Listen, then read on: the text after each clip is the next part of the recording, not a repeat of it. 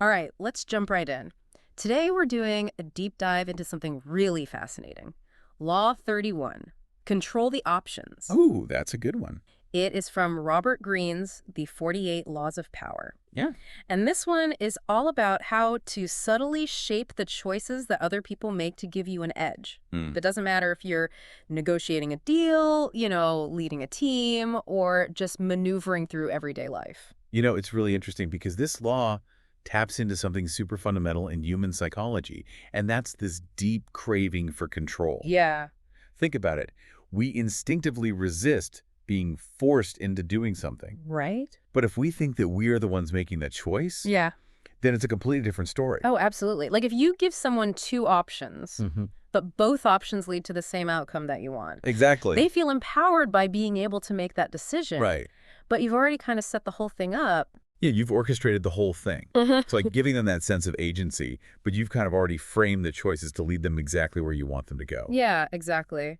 And a great example of this is Otto von Bismarck. Oh, yeah. He is often credited with unifying Germany, Yeah. but he didn't do it through brute force. Right. Instead, he was really a master at kind of setting the stage and making it seem like unification under Prussian leadership was really the most logical or even the inevitable choice for all these different German states. He was a master strategist, that's for sure. So it's less about limiting options entirely, but more about making sure that the options that you present all kind of lead back in some way to that outcome that you want. Exactly. And a really fascinating example of how Bismarck did this is his handling of the Ems dispatch back in 1870. Okay. So he had this telegram, and he edited it to make it look like the Prussian king had basically insulted the French ambassador, Oh, wow. which, predictably provoked France into declaring war on Prussia. Yeah. And Bismarck knew that Prussia would win this war. Okay. And ultimately, this victory paved the way for German unification. So he was playing the long game. Oh, absolutely. Yeah. He was thinking way ahead. Wow. So how does this idea of controlling options play out in a more modern setting, like in the business world? Well, one example that jumps to mind is Apple and how they price their iPhones. Oh, interesting. Right.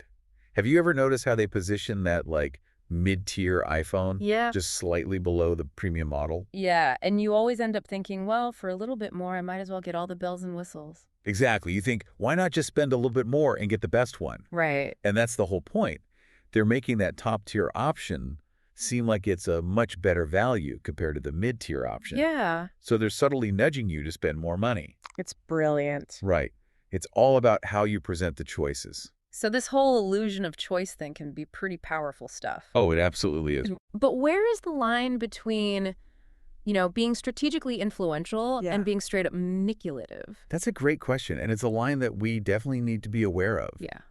At the end of the day, the key is to make sure that the choices you present are actually beneficial to everyone involved, Yeah. even if they happen to also align with your own goals. Okay. So, for example, think about a manager who needs to get a project done quickly. Okay. They could offer their team the choice of working overtime or delegating some of the tasks. Right. Either way, the work gets done. Exactly. But the team feels like they have a say in how it happens. Right. Now, of course, if that manager always offered those as the only two options, Yeah. even when other solutions might be possible, then, yeah, that starts to feel a bit manipulative. Right. So it's all about finding that balance. Hmm. You have to be mindful of how your actions impact people in the long run. So it's like you're a choice architect. Yeah, I like that. You're carefully kind of designing that decision-making environment to get the results you want. Mhm. But you're still respecting the agency of the people involved. Exactly. It's about being strategic and intentional with how you frame choices. Yeah. You have to understand the psychology behind how people make decisions and then use that knowledge to your advantage. So have you ever encountered a situation where somebody used this Law 31 on you? Oh, I'm sure we've all been there. Yeah. Think about those limited time offers. Yeah. The ones that feel impossible to resist. Yeah, or those bundled deals. Yes. The ones where you think you're getting a great deal, Right. but then you end up with a bunch of stuff you don't even need. Exactly. That's why understanding this law is so important, It is. because it gives you a way to analyze those situations and make better decisions. Exactly. It's like you have a decoder ring for understanding the world of power dynamics. You Yeah. can see how things are working, even if it's not obvious to other people. And sometimes you might even need to use what Greene calls the lesser evil strategy. Right. And this is where you're facing resistance. Mm. So you offer up two difficult options, Yes, but one is significantly less appealing than the other. exactly. So in the end, they choose what you want them to choose, Right. but they think they're just picking the best of two bad options. Right. This can be really helpful when you need somebody to make a decision that's necessary, Yeah. but maybe not very popular. Okay, so I've got the illusion of choice Yeah? and the lesser evil strategy. Right. But how do we make sure that we're using all of this ethically? Right. We don't want to become master manipulators. Exactly. That's a big question, and it's something that we'll definitely unpack as we keep going with this deep dive. Okay. But one of the most important things to remember Yeah.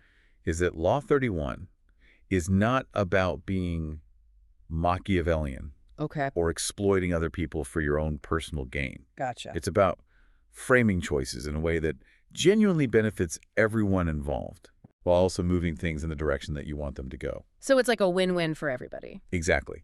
The best leaders and negotiators are the ones who can find that sweet spot where their goals and the needs of other people align. Okay, so before we move on, Mm-hmm. I think it would be helpful to look at a historical example of this lesser evil strategy being used effectively, Okay. but also ethically.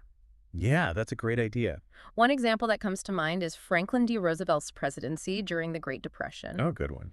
He needed to get his New Deal policies through Congress Right. to address this huge economic crisis. Mm-hmm. But instead of making demands or using force, he presented the situation as a choice. Okay. Either accept these reforms or face complete economic collapse. So Congress felt like they were choosing the lesser of two evils, Exactly. but they ended up passing his legislation, which helped to pull the country out of the Depression. Now, some people would say that that was manipulation. But Roosevelt genuinely believed that his policies were in the best interest of the nation. Yeah. And he used his power to influence a decision that ultimately benefited millions of Americans. And that's a key point. Yeah. Context and intention really matter when we're talking about whether Law 31 is being used ethically or not. Absolutely. And as we explore more examples and dig deeper into this law, Yeah. you'll see just how complex and fascinating these power dynamics can be. Okay, great. So let's move on to part 2 and see what else we can learn. Sounds good to me. We've been talking about how leaders and people in power might use this law, Mm-hmm. but I'm curious, like, how might an average person Yeah. encounter this or maybe even use it in their own life?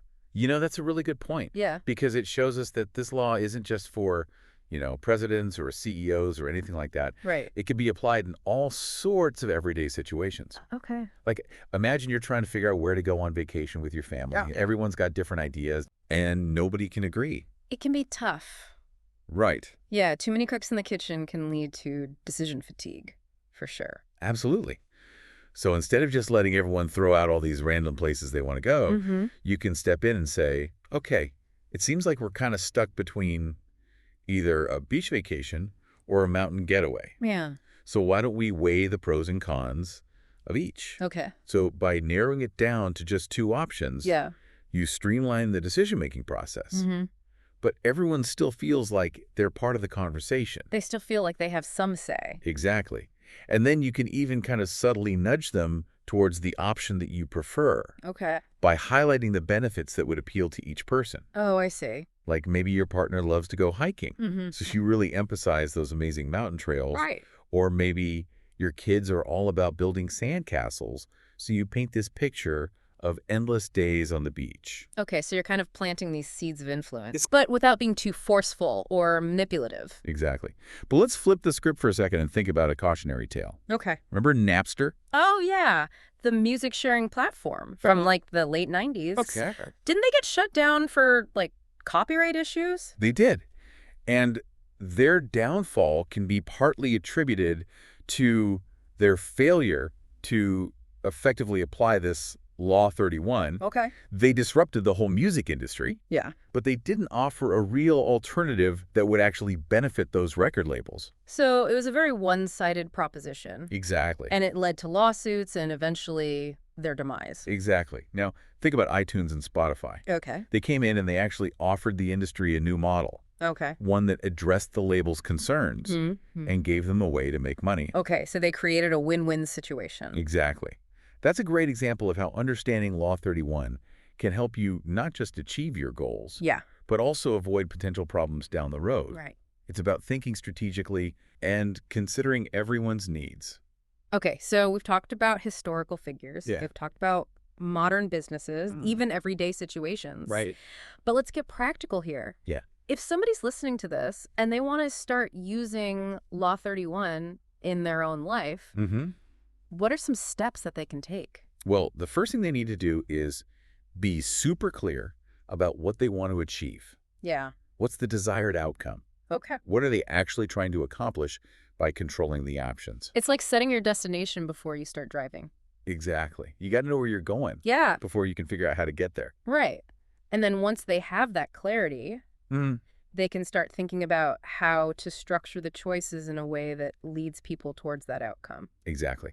And this is where creativity comes in, and also a good understanding of psychology. Yeah. You have to anticipate how people are going to react to different options Right. and then tailor your approach based on that. Sounds like a delicate balancing act It'll be- between, being persuasive Mhm. and respecting people's autonomy. Yeah, it's a constant process of observation Mhm. and adjustment Okay. based on the feedback that you're getting.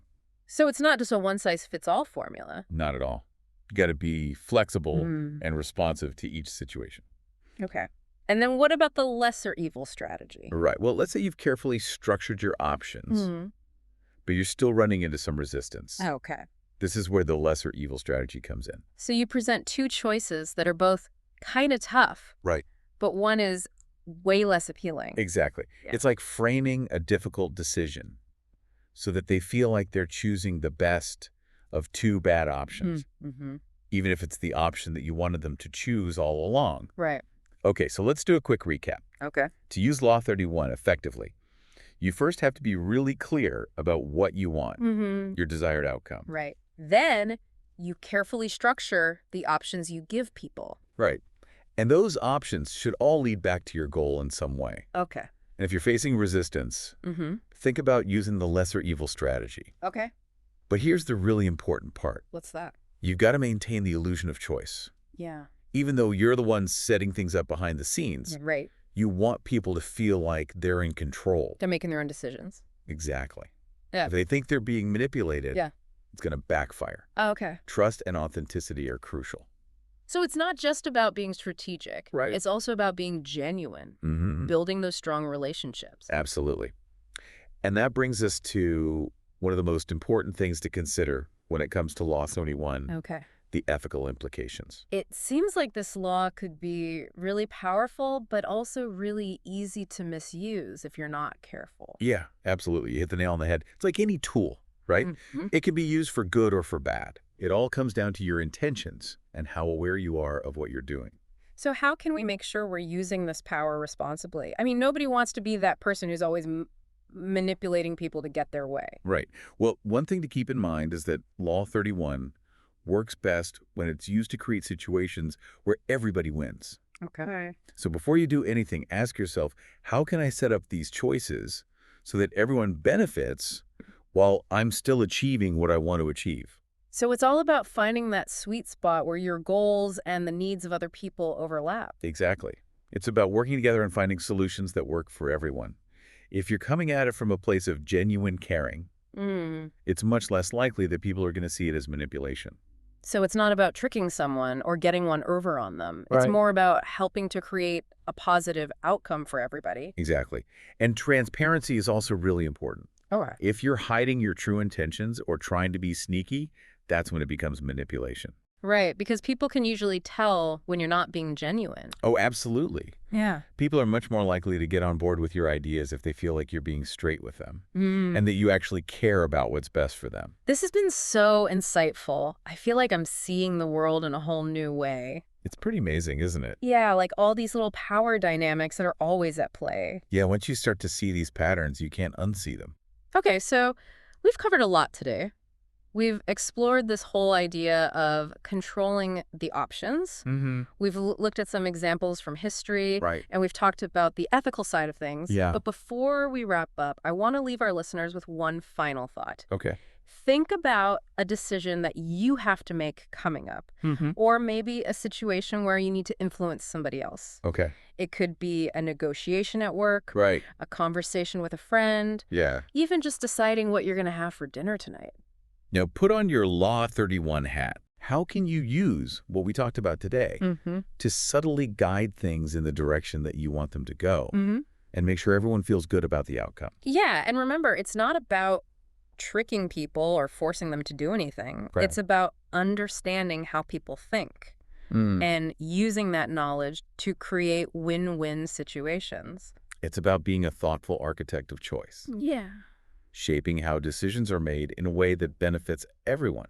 This deep dive has given me a lot to think about. Me too. And I really hope our listeners will keep exploring these ideas and see how they show up in their own lives. Because knowledge is power. It is. And now you have a better understanding of Law 31, control the options. Use it wisely.